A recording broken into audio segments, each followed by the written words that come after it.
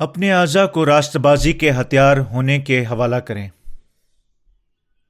Romeo کا خط 6 باب اس کی 12 سے 19 آیت۔ پس گناہ تمہارے فانی بدن میں بادشاہی نہ کرے کہ تم اس کی خواہشوں کے تابع رہو، اور اپنے اعضاء ناراستی کے ہتھیار ہونے کے لیے گناہ کے حوالے نہ کرو، بلکہ اپنے آپ کو مردوں میں سے زندہ جان کر خدا کے حوالے کرو، اور اپنے اعضاء راست بازی کے ہتھیار ہونے کے لیے خداوند کے حوالے کرو، اس لیے کہ گناہ کا تو تم پر اختیار نہ ہوگا، کیونکہ تم شریعت کے ماتحت نہیں بلکہ فضل کے ماتحت ہو۔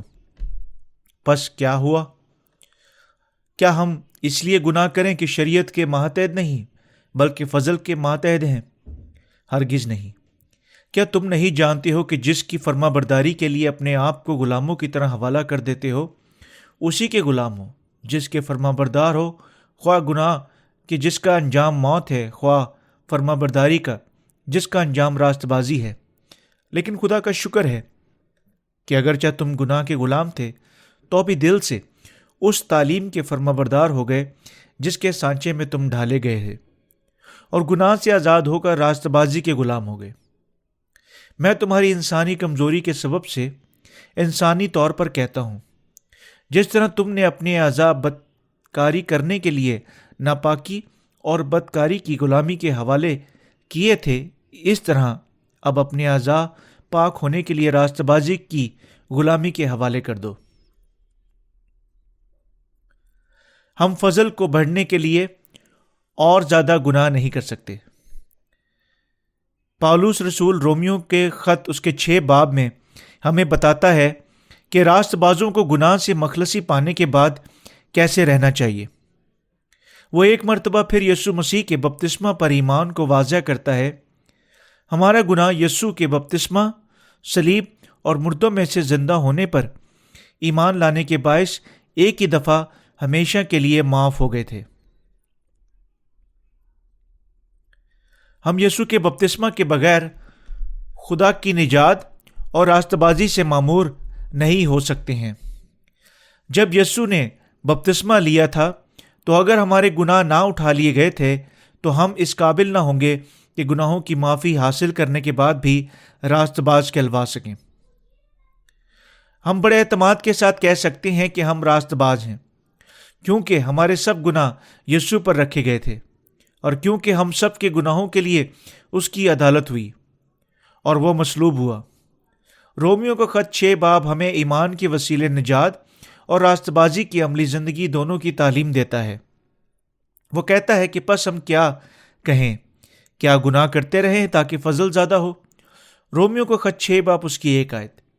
وہ پچھلی عبارت میں کہتا ہے اور بیچ میں شریعت موجود ہوئی تاکہ گناہ زیادہ ہو جائے، مگر جہاں گناہ زیادہ ہوا وہاں فضل اس سے بھی نہایت زیادہ ہوا، تاکہ جس طرح گناہ نے موت کے سبب سے بادشاہی کی، اسی طرح فضل بھی ہمارے خداوند یسوع مسیح کے وسیلہ سے ہمیشہ کی زندگی کے لیے راست بازی کے ذریعے سے بادشاہی کرے۔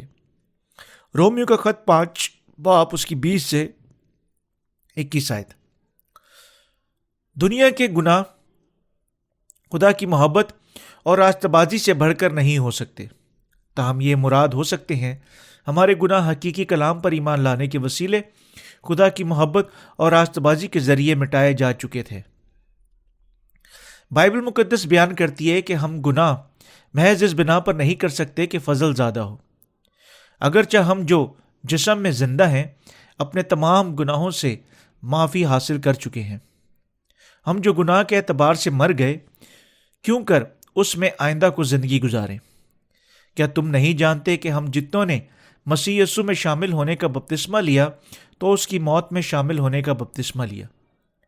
بس موت میں شامل ہونے کے بپتسمہ کے وسیلہ سے ہم اس کے ساتھ دفن ہوئے، تاکہ جس طرح مسیح باپ کے جلال کے وسیلہ سے مردوں میں سے جلایا گیا، اسی طرح ہم بھی نئی زندگی میں چلیں۔ رومیو 6 باب اس کی 2 سے 4 آیت۔ ہم بپتسمہ کے وسیلے یسوع کی موت میں دفن ہوئے ہیں۔ ہماری پچھلی زندگی مسیح کے ساتھ مصلوب ہوئی۔ اس کا مطلب ہے کہ ہم گناہ کے اعتبار سے مردہ ہیں۔ ہمارے سب گناہوں کو یسوع نے اٹھا لیا اور ہماری خاطر اپنی جان دی۔ اس لیے یسوع کی موت ہماری گناہ کی موت ہے۔ اس لیے ہم اس کے ساتھ بپتسمہ کے ذریعے اس کی موت میں دفن ہوئے۔ ہماری پرانی انسانیت اس کی موت میں بپتسمہ کے وسیلے دفن ہوئی۔ خداوند نے ہمارے گناہ اپنے بپتسمہ کے وسیلے اپنے اوپر اٹھا لیے اور گناہ گاروں کی جگہ اس نے صلیب پر اپنی جان دے دی۔ وہ فطری طور پر بغیر گناہ کے تھے، تاہم اس نے ہم گناہ گاروں کے سب گناہ اٹھا لیے اور ان کی جگہ ان کی عدالت ہوئی تھی۔ کیا آپ کا اس پر ایمان ہے؟ اسے خود تو عدالت میں آنے کی ضرورت ہی نہ تھی، لیکن ہم جو گناہ گار تھے اس میں ہماری عدالت ہوئی، بس ہم نے مسیح یسوع میں شامل ہونے کا بپتسمہ لیا۔ پولس رسول یسوع کے بپتسمے پر بڑا زور دیتا ہے۔ ہم بھی یسوع کے بپتسمہ کی منادی کرتے ہیں۔ ایمان کے نقطہ نگاہ سے اس کے بپتسمے کی منادی غلط نہیں ہے۔ یسوع نے گناہ گاروں کے گناہوں کو بپتسمہ کے ذریعے اٹھا لیا اور ان کے لیے بالکل اسی طرح قربان ہو گیا جیسے پرانے عہد نامہ میں گناہ گاروں کی قربانی کے جانور کے سر پر ہاتھ رکھ کر اپنے گناہ اس پر لاد دیے جاتے اور پھر گناہوں کی قربانی کے لیے اسے ذبح کرتے تھے۔ یوحنا بپتسمے دینے والے نے یسوع کو، جو خدا کا برہ ہے، بپتسمہ دیا۔ جب اس نے گناہ کی قربانی کے لیے بپتسمہ لیا تو اس نے ساری دنیا کے گناہوں کو اپنے اوپر اٹھا لیا تھا۔ اس لیے اس کی موت ہماری موت تھی اور تمام ایمانداروں کی موت تھی۔ جتوں نے مسیح یسوع میں شامل ہونے کا بپتسمہ لیا تو اس کی موت میں اس کے ساتھ دفن بھی ہوئے۔ جو یسوع میں شامل ہونے کا بپتسمہ نہیں لیتے وہ نہ ہی نجات پا سکتے اور نہ ہی ایمان لا سکتے اور نہ اپنی خودی کا انکار کرتے اور نہ ہی دنیا پر غالب آ سکتے ہیں۔ صرف وہ شخص جو یسوع مسیح کے بپتسمے پر ایمان رکھتا جانتا ہے کہ وہ صلیب پر اس کی موت میں شامل ہو گیا تھا۔ ایسے شخص نے اپنی خودی کا انکار کر کے دنیا پر تسلط اور غلبہ پایا ہے۔ وہ خدا کے کلام پر توکل اور یقین کر سکتا ہے۔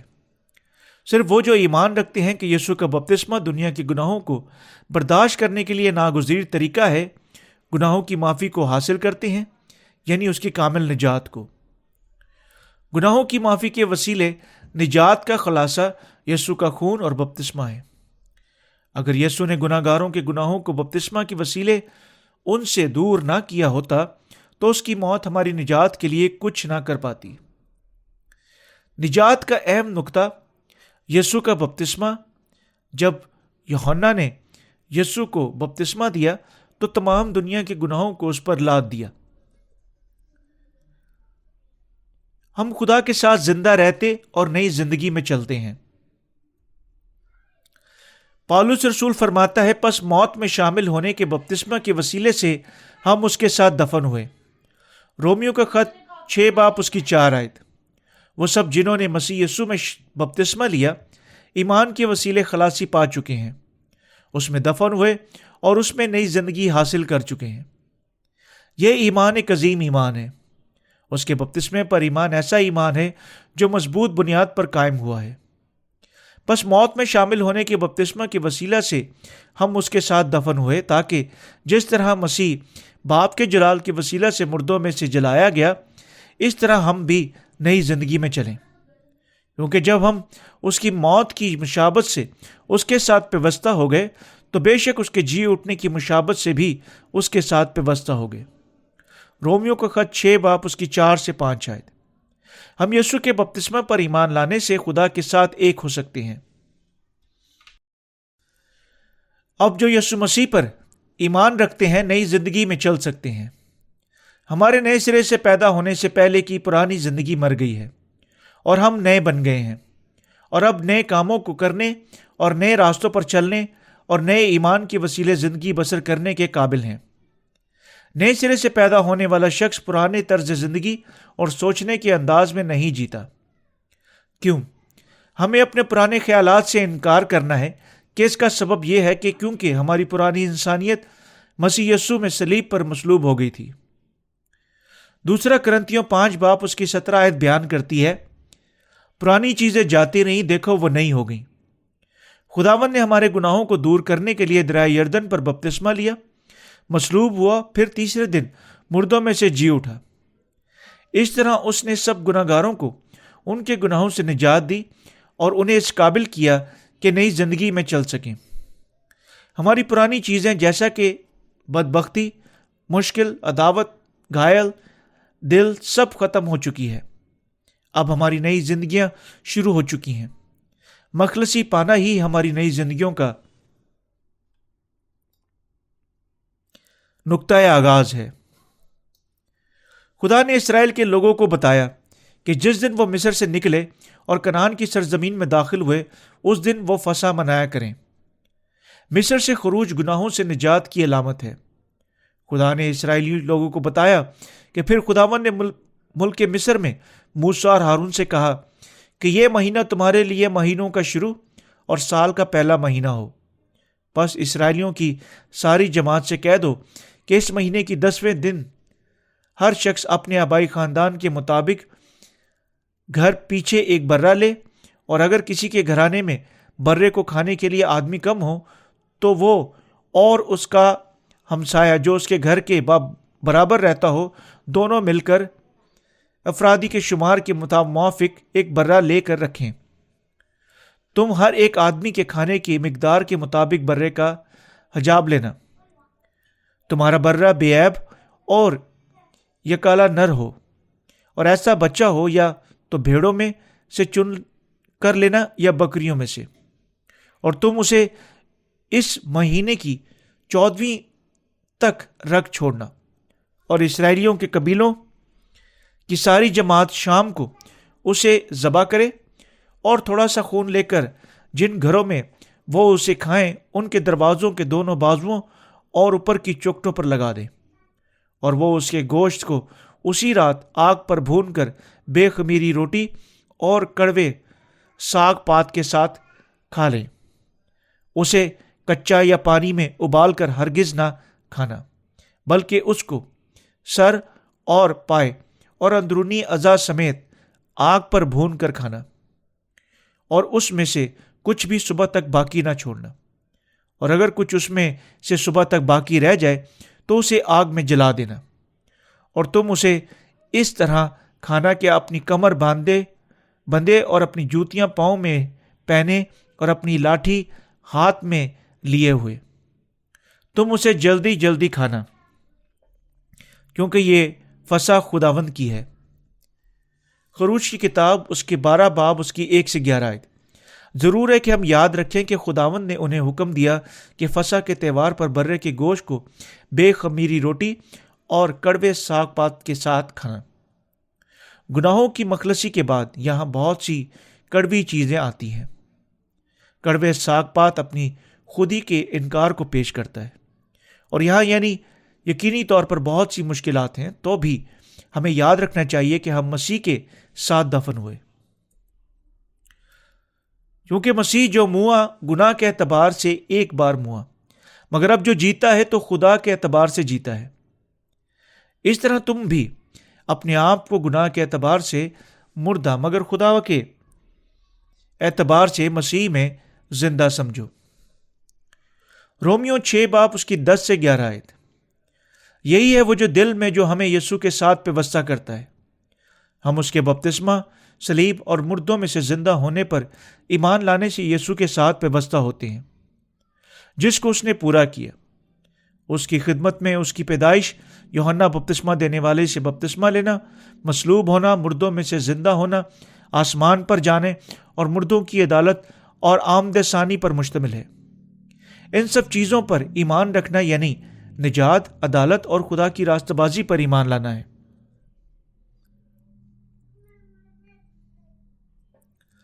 رومیو 6 باب اس کی 10 آیت میں مرقوم ہے، کیونکہ مسیح جو موا گناہ کے اعتبار سے ایک بار موا۔ یسوع نے 2 الگ الگ حصوں میں ہمارے گناہوں کو نہیں دھویا ہے۔ یسوع نے دنیا کے گناہوں کو ایک ہی بار مٹا ڈالا۔ رومیو کا خط 6 باب اس کی 10 سے 11 آیت میں بیان ہے، مگر اب جو جیتا ہے تو خدا کے اعتبار سے جیتا ہے۔ اسی طرح تو بھی اپنے آپ کو گناہ کے اعتبار سے مردہ مگر خدا کے اعتبار سے مسیح یسوع میں زندہ سمجھو۔ ہم بے شک گناہ میں مردہ مگر خدا میں زندہ ہیں۔ اب ہم خدا میں زندہ ہیں، ہم نئی زندگی پا چکے ہیں اور نئی مخلوق بن چکے ہیں۔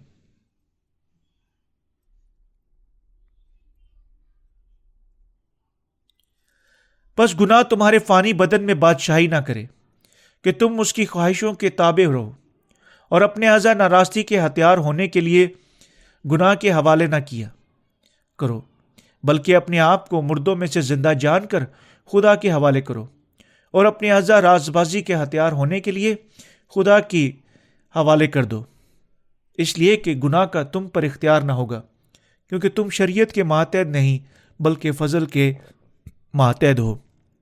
رومیو 6 باب اس کی 12 سے 14 آیت۔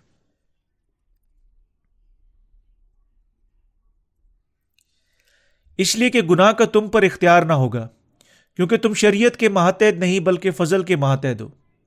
قطع نظر اس کے کہ ہماری زندگیوں میں کمزوریاں ہوں، مگر مخلصی پانے کے بعد ہم پاک ہیں۔ ہم یقینی طور پر کمزور ہیں کیونکہ ہم ابھی تک جسم کے خیمہ میں رہتے ہیں، تاہم گناہ ہم پر حکومت نہ کرے گا۔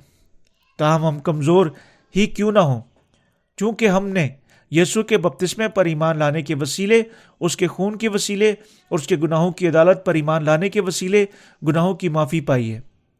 اس لیے ہم پر سزا کا حکم نہیں ہے، ہماری بدیاں بھی گناہوں میں شامل ہیں۔ یہ سچ ہے کہ گناہ ہم پر حکومت نہیں کر سکتا ہے۔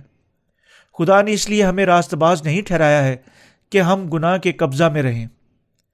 خداوند نے یسوع کے بپتسمہ کے وسیلے ایک ہی بار ہمارے سب گناہوں کو دھو ڈالا، تاکہ ہم کمزور ہی کیوں نہ ہوں تو بھی گناہ ہم پر حکومت کرنے نہ پائے۔ اس نے صلیب پر گناہ کی مزدوری ادا کر دی ہے۔ ایماندار بغیر گناہ کے ہیں، کیونکہ خداوند گناہوں کی مزدوری ادا کر چکا ہے۔ راز باز نگاہ کرتے ہیں کہ ان میں بہت سی بدیاں اور کمزوریاں ظاہر ہوتی ہیں، لیکن کیونکہ وہ خداوند پر ایمان لے آئے ہیں اور اس پر توکل کیا ہے، اس لیے اب ان کے لیے نہ تو کوئی سزا ہے اور نہ ہی گناہ ان پر حکومت کر سکتا ہے۔ اس لیے ہم ہمیشہ نئی زندگی میں چل سکتے ہیں۔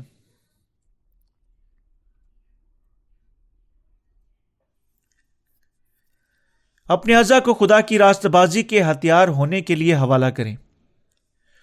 خداوند نے راست بازوں کو یہ برکت دی ہے کہ ہر روز نئی زندگی میں چلیں، تاہم کیا وہ گناہ کو جاری رکھے ہوئے ہیں؟ نہیں، ہرگز نہیں۔ رومیو کا خط اس کا 6 باب اس کی 13 آیت بیان کرتی ہے، اور اپنے اعضاء ناراستی کے ہتھیار ہونے کے لیے گناہ کے حوالہ نہ کیا کرو، بلکہ اپنے آپ کو مردوں میں سے زندہ جان کر خدا کے حوالہ کرو، اور اپنے اعضاء راست بازی کے ہتھیار ہونے کے لیے خدا کے حوالہ کرو۔ لیکن خدا کا شکر ہے کہ اگرچہ تم گناہ کے غلام تھے تو بھی دل سے اس تعلیم کے فرما بردار ہو گئے جس کے سانچے میں تم ڈھالے گئے تھے، اور گناہ سے آزاد ہو کر گناہ کے غلام ہو گئے۔ رومیو کا خط 6 باب اس کی 17 سے 18 آیت۔ ہم جو فضل کے وسیلے راست باز ٹھہر چکے ہیں، ہم گناہوں سے آزاد ہو کر خدا کی راست بازی کے غلام ہو چکے ہیں۔ ہم مکمل طور سے گناہوں سے آزاد اور راست باز ٹھہرانے کے لائق ٹھہر چکے ہیں۔ ہم جو راست باز ٹھہرتے ہیں اس کی راست بازی کے لیے کام کر سکتے ہیں۔ لیکن نجات پانے کے بعد ہم کو اپنے جسم کے ساتھ کیا کرنا چاہیے؟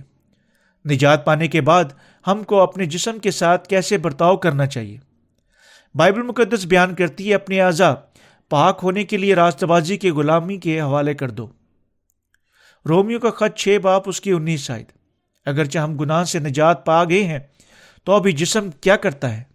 اگر ہمارے دل میں گناہ موجود نہیں تو بھی جسم عام طور پر گناہ میں گر جاتا ہے۔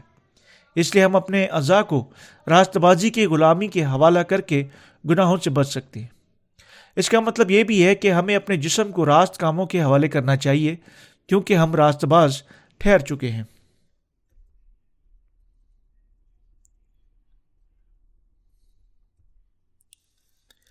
ہمیں اپنے آپ میں دینداری کی طرف مشق کرنے کی ضرورت ہے۔ مخلصی پانے کے بعد اگرچہ جسم کمزور ہیں تو بھی کیا ہم پاک ہیں؟ یقیناً جو یسوع کے بپتسمہ، صلیب، مردوں میں سے جی اٹھنے اور اس کی آمد اور آخر میں یسوع کی عدالت پر قائم ایمان رکھتے ہیں، وہ گناہ کے بغیر ہیں، وہ پاک ہیں۔ ہم نے صرف اپنے جسم کو راست کاموں کے سپرد کیا، اور ہمارا دل بھی راستی کے کام کرنا چاہتا ہے، لیکن جسم راست بازی کے ان کاموں کو انجام دینے کے لیے مناسب نہیں ہے۔ پہلا تیموتھیوس 4 باب اس کی 7 آیت بیان کرتی ہے، دینداری کے لیے ریاضت کر۔ ہمیں اپنے آپ میں دینداری کی طرف مشق کرنا ہوگی۔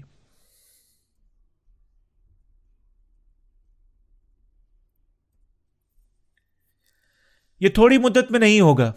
جب ہم دوسرے لوگوں کو خوشخبری کے کتابچے دیتے ہیں تو اگر ہم اپنے واقف لوگوں کو ملتے ہیں تو کیا ہو سکتا ہے کہ ہم شرمندگی محسوس کریں۔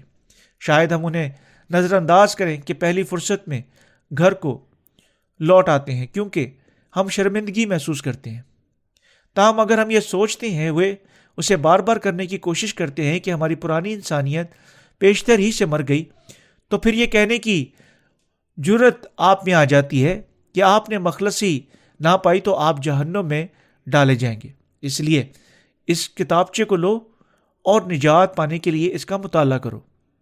جب آپ ایسا کام کرتے ہیں تو آپ اپنے جسم کو راست بازی کے لیے پیش کر سکتے ہیں۔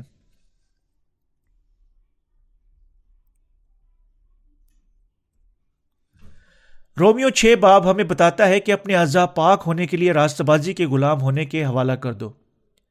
ہمیں ضرور اپنے اعضاء راست بازی کے غلام ہونے کے حوالے کرنے چاہیے۔ ہمیں بار بار اس کی مشق کرنی چاہیے۔ یہ تھوڑے سے وقت میں نہیں ہوگا بلکہ بار بار کرنی چاہیے۔ ہمیں یہ جاننا ہوگا کہ یہ کیسا دلچسپ ہے کہ اگر ہم گرجا گھر جانے کی کوشش کریں اور گرجا گھر چلے جائیں، ہمیں کبھی یہ خیال نہیں کرنا چاہیے میں اس پر ایمان رکھتا ہوں، لیکن میں گھر بیٹھے ہی ہر چیز پر ایمان لانا پسند کروں گا۔ جو کچھ بھی میرا پادری کلام پیش کرے گا میں اسے اچھی طرح واقف ہوں۔ جسم اور دل دونوں گرجا گھر میں موجود ہونے چاہیے۔ ایمان دل میں صرف اس وقت پروان چڑھتا ہے جب ہم اپنے اعضاء کو راست بازی کے غلام ہونے کے لیے حوالہ کر دیتے ہیں۔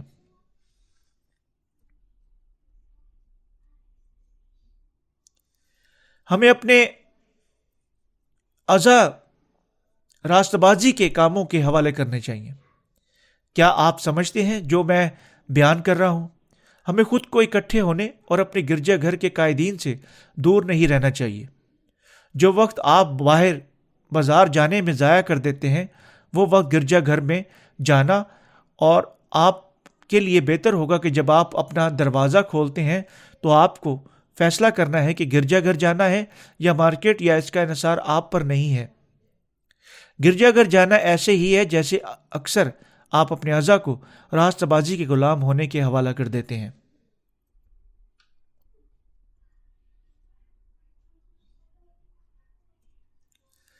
پھر ایک قائد آپ سے کہے گا کہ بہن میری طرف متوجہ ہو، کیا آپ اسے صاف کر سکتی ہیں؟ ٹھیک ہے، اور مہربانی سے آج شام کو پھر گرجا گھر آئیں۔ کس لیے؟ ہم آج شام یوتھ فیلوشپ کا اہتمام کریں گے۔ ٹھیک ہے، میں شام کو آ جاؤں گی۔ ہم دنیا میں بڑے مصروف ہیں، لیکن جب دنیا کے لوگ ہم سے کہتے ہیں کہ ہم ان کی مجلس میں شریک ہوں تو ہمیں پہلے کہاں اپنے جسموں کو پیش کرنا چاہیے۔ ضرور ہے کہ ہم اپنے آپ کو گرجا گھر کے حوالہ کریں۔ ہمیں گرجا گھر میں حاضر ہونا ہے، اگرچہ ہم سے اپنی کمپنی کے ساتھیوں کے ساتھ کھانا کھانے کے لیے پوچھا جاتا ہے۔ ہمیں اپنے جسم کو کسی ریسٹورنٹ میں نہیں رہنے کی دینا چاہیے، اگرچہ ہمارے دل گرجا گھر میں ہے۔ اگر ہم اپنے جسم کو دنیا سے دور کر لیتے ہیں اور اسے گرجا گھر میں لے آتے ہیں تو ہمارا دل اور جسم دونوں آرام پائیں گے۔ کیا آپ سوچتے ہیں اگر آپ کا جسم اکثر بعض دوسرے نفسانی کاموں پر ہے تو آپ اپنی مرضی کے خلاف خدا کے خلاف کھڑے رہتے ہیں، حتیٰ کہ آپ کا دل کلیسیا میں پیوستہ ہونا چاہیے تھا۔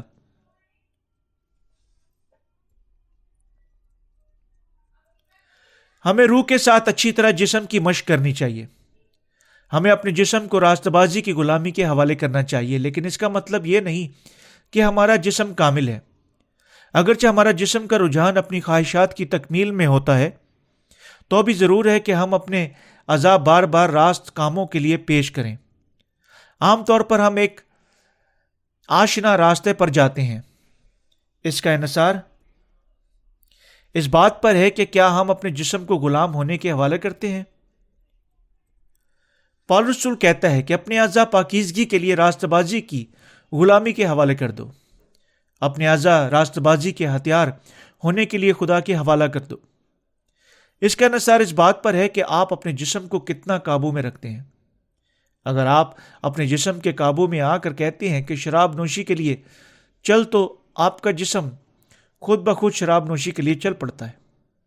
نتیجہ کے طور پر آپ کا جسم ایک شراب خانے کو جانے کے لیے جلد باز ہو جاتا ہے، جبکہ آپ گرجا گھر میں ہیں۔ اگر آپ شراب خانے میں بیٹھے ہیں تو دل درد کا احساس کرتا ہے، لیکن اگر آپ کا گرجا گھر میں بیٹھتے ہیں تو جسم کو تکلیف ہوتی ہے مگر دل اطمینان میں ہے۔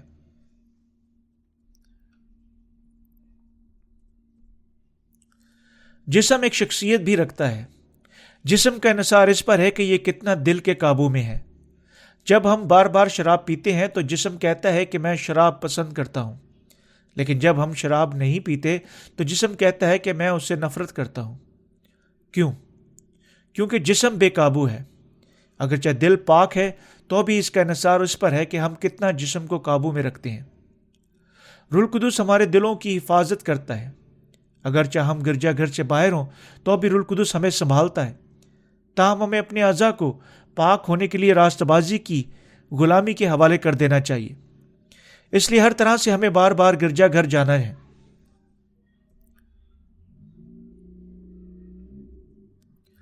وہ جو نجات پا چکے ہیں ان کو چاہیے کہ دینداری کی مشق میں بڑھیں۔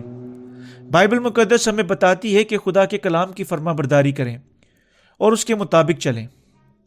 کیوں ہمیں خدا کے کلام کے مطابق چلنا چاہیے؟ کیوں کہ ہم ہمیشہ یہ سوچ کر جسم کو خوش کرتے ہیں کہ ہمارا اپنا جسم ہے، کیونکہ ہم جسم کو خوش کرنے کے لیے شاپنگ، ناچ رنگ، شراب پیتے اور اسے خوش کرتے ہیں۔ ہمارے لیے گرجا گھر میں بیٹھنا اور دعائیہ عبادت کی طرف متوجہ ہونا بہت مشکل ہوتا ہے۔ آپ کو یہاں بیٹھ کر خدا کے کلام کو سننا چاہیے، ٹھیک ہے؟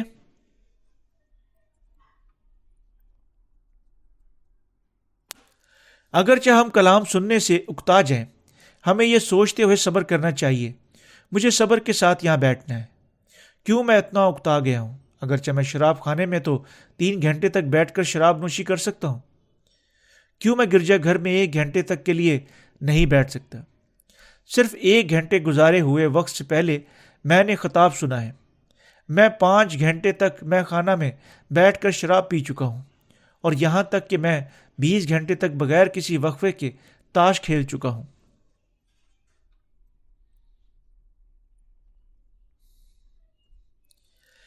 یہ سب کچھ جسم کو قابو میں رکھنے پر انحصار کرتا ہے۔ عام طور پر وہ جسم جو گرجا گھر میں جا کر بیٹھتا وہ شراب گاہ میں جانے سے نفرت کرتا ہے۔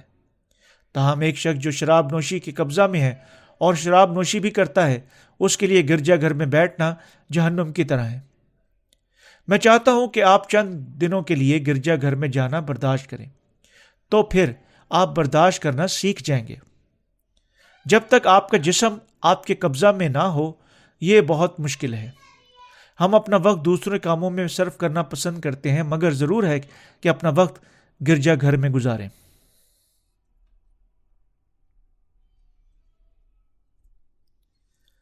ہمیں خود کو قابو میں رکھنے کے لیے گرجا گھر میں مذہبی رہنماؤں، بھائیوں بہنوں سے گفتگو میں وقت گزارنا چاہیے۔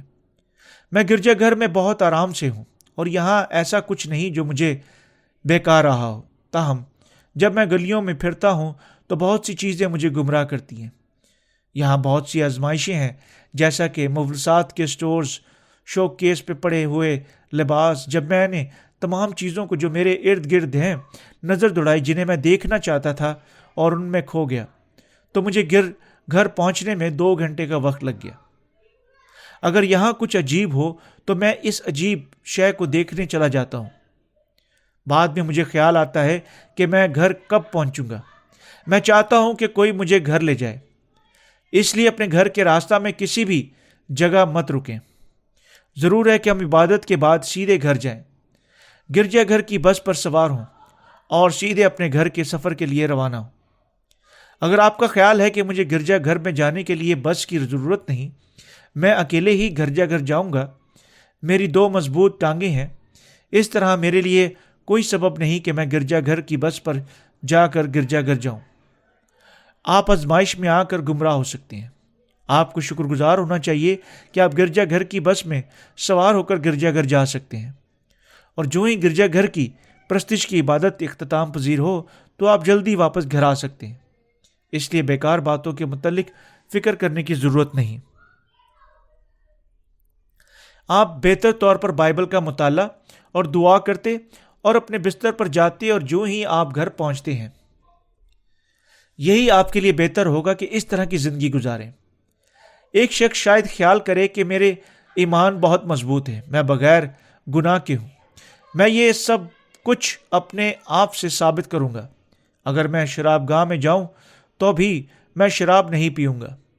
जहां गुनाह ज्यादा हुआ वहां फजल उससे भी ज्यादा, मैं फजल से मामूर हूं। अगर वो इस तरह सोचता और मैं खाने में चला जाता है तो उसके दोस्त कहेंगे, कैसे हो, शराब पियोगे? नहीं। क्या तुमने मुझे कभी शराब पीते देखा? मैंने शराब पीना छोड़ दिया। बहरहाल फिर भी शराब पियो? नहीं। तुम सिर्फ यहां 1 गिलास शराब क्यों नहीं पीते? उसका दोस्त शराब को गिलास में उंडेलता और उसको पकड़ा देता है, लेकिन वो ख्याल करता है कि मैं सोडा पी रहा हूं, हालांकि आप मुझे शराब पीने का लालच देते हैं। फिर उसे याद आता है कि वो बहुत पहले ही शराब पी चुका था और सोचता है कि ये कैसा खुशगवार होगा। एक मर्तबा फिर तुम मुझे शराब पेश क्यों नहीं करते? मैं सिर्फ 1 मर्तबा पीऊंगा। और वो तेजी से सोडा ख़त्म करता है। फिर उसका दोस्त आगाह हो जाते हैं कि वो शराब पीना चाहता है और खाली गिलास में शराब भर देते हैं। यह हल्का है कि तुम उसे किसी फल के मशरूब की तरह पी सकते हो। नहीं, मैं ऐसा नहीं करना चाहता। क्या तुम नहीं जानते कि मैं यीशु पर ईमान रखता हूं? ताहम आखिरकार वो शराब का 1 गिलास पी ही लेता है और उसके दोस्त जानते हैं कि वो खूब पीता है। सिर्फ आज शराब पी लो।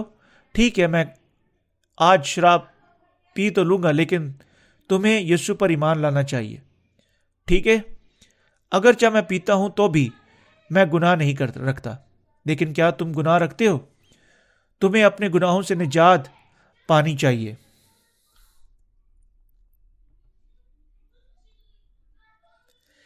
अहम काम यह है कि हम अपने जिस्म को कहां ले जाते हैं। इंसान बिल्कुल इस तरह है, वो कुछ अजीब नहीं है। अहम बात यह है कि हम अपने जिस्म को कहां ले जाते हैं। अपने अज़ा पाक होने के लिए रास्तबाजी की गुलामी के हवाले कर दो। अपने जिस्म को पाकीज़गी के हवाले कर दो, क्योंकि जिस्म पाक नहीं है। मैंने यहां शराब पीने की एक मिसाल इस्तेमाल की है, लेकिन दूसरी बातें भी बिल्कुल इसी तरह हैं। इनका इन्हिसार इस बात पर है कि हम कितने तौर पर अपने जिस्म को काबू में रखते हैं। हमने एक ही सांस में ईमान के वसीले निजात पाई और यह निजात अबदी है, लेकिन हमारे दिलों और जिस्मों की पाकीज़गी इस बात पर इन्हिसार करती है कि कहाँ हम अपने जिस्म को हवाला करते हैं। हम महसूस करते हैं कि जब हम अपने जिस्म को गंदगी के हवाला कर देते हैं तो अगरचे दिल पाक है तो भी ये गंदा हो जाता है। फिर हम अपने ईमान को छोड़ देते, गिरजा घर के मुखालिफ सिमत में चल पड़ते और खुदा का नाम बेफ़ायदा लेते और शैतान से धोखा खाकर खुदा की हजूरी से बहुत दूर हो जाते हैं। हम आखिर में तबाह हो जाते हैं।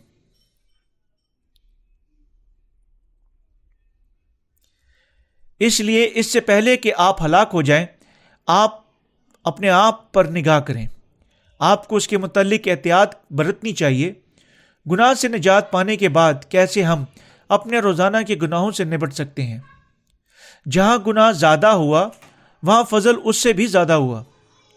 खुदावन ने हमारे रोजाना के गुनाहों को भी मिटा दिया है ताकि हम फिर कभी गुनाहगार ना हो सकें। अगरचे अक्सर औकात गुनाह हमसे हो जाता है, ताहम अगर हमारा जिस्म बार बार बुराई की तरफ रुख करता है तो हम मुश्किल में पड़ सकते हैं। کہاں ہمیں اپنے جسم کو حوالہ کرنا چاہیے، جسم کو معین رستہ پر گامزن ہونا چاہیے۔ میں نے اپنے آپ کو سمجھانے کے لیے اب تک یہ بات کی ہے، جیسا کہ دل پاک اس طرح جسم بھی پاک ہو سکتا ہے، اور جب ہم اسے راستہ بازی کے غلام ہونے کے حوالہ کر دیتے ہیں تو یہ خدا کے سامنے راستہ بازی کا غلام ہو جاتا ہے۔ اگر ہم نہیں جانتے کہ مخلصی پانے کے بعد ہمیں کیسے زندہ رہنا چاہیے، تو ہمیں چاہیے کہ مخلصی پانے کے بعد ہم کلیسیا کو اپنی زندگی کا مرکز بنائیں۔ بائبل مقدس کہتی ہے کہ کلیسیا ایک سرائے کی طرح ہے۔ جیسا کہ ہم ایک سرائے میں کھاتے پیتے ہیں، بالکل اسی طرح ہم کلیسیا میں روحانی پانی پیتے اور روحانی خوراک کھاتے اور آپس کی رفاقت کو جاری رکھتے ہیں۔ کلیسیا بالکل ایک سرائے کی مانند ہے۔ ہم کو کلیسیا میں ایک دوسرے کے ساتھ رفاقت اور گفتگو کو جاری رکھنا چاہیے۔ اس لیے عام طور پر ہر کسی کو گرجا گھر میں جانا چاہیے۔ ایک شخص جو عام طور پر گرجا گھر میں جاتا ہے ایک روحانی شخص بن جاتا ہے۔ وہ شخص جو عام طور پر گرجا گھر نہیں جاتا، تاہم وہ ایمان میں مضبوط ہی کیوں نہ ہو، وہ روح میں نہیں چل سکتا۔ ایک شخص جو گرجا گھر میں آتا ہے، قطع نظر کے اس کے کہ وہ کتنا ہی کمزور کیوں نہ ہو، وہ خود بخود ہی روحانی طور پر ترقی کرتا جاتا ہے۔ نجات پانے کے بعد ایسا روحانی رفاقت کی وجہ سے ہی ہوتا ہے۔ ہمارے لیے گرجا گھر کے سوا یہاں رہنے کے لیے اور کوئی جگہ نہیں۔ میں چاہتا ہوں کہ آپ خداوند کی کلیسیا میں آئیں جتنا کہ آپ اکثر اوقات کر سکتے ہیں، اور اس کے لوگوں کے ساتھ رفاقت کو جاری رکھیں۔ گرجا گھر میں جانا، ہر ایک عبادت میں حصہ لینا، خدا کے کلام کو سننا، اور جو کچھ کرنے کا آپ کا منصوبہ ہے، کلیسیائی رہنماؤں کے ساتھ اس کے متعلق صلاح مشورہ کرنا چاہیے۔ ہمیں خدا کے کلام کو اپنی زندگی کا مرکز رکھنا اور خود کو ایک جگہ کھڑا کرنا ہے۔ تب ہم ناکام ہوئے بغیر اپنے ایمان کی زندگی کامیابی کے ساتھ گزار سکتے ہیں۔ ہم قیمتی طور پر استعمال ہو سکتے ہیں اور خداوند کے وسیلے مبارک ٹھہریں گے۔ میں چاہتا ہوں کہ آپ اپنے جسم اور دل دونوں کو خدا کی راستہ بازی کے ہتھیار ہونے کے حوالے کریں۔ آمین۔